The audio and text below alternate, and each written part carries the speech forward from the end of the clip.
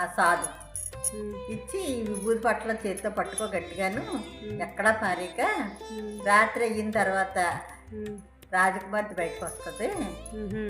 అర్ధరాత్రి 12 గంటలకి బయటకు వస్తుంది.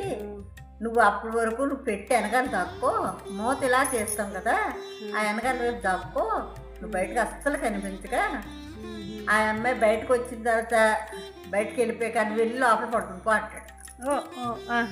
అంటేనేమో బాబాయ్ పడుకుపోతే వచ్చి తినేస్తుంది నన్ను అంటాడు.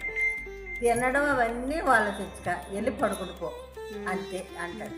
అంటే మరి ఏం జరుగుతుంది, ఆయన రాజకుమార్తె మళ్ళీ వస్తుంది నీ దగ్గరికి అంటే అప్పుడు తినేస్తుంది ఏమంటే ఏం తిందో బయటికి రా అంటది. నువ్వు రాక ఎంత బతిమాలనే బయటికి రావద్దు, ఎన్నో ఆశలు చూపిస్తుంది, చెప్పేస్తానంటది ముందు అన్నీ చెప్తుంది, ఇంకా తర్వాత ఆశలు కూడా చూపిస్తుంది. నీకు మా నాన్నగారి చేత అది చేయిస్తాను, డబ్బు ఇస్తాను, తిప్పిస్తాను అన్నీ చెప్తుంది.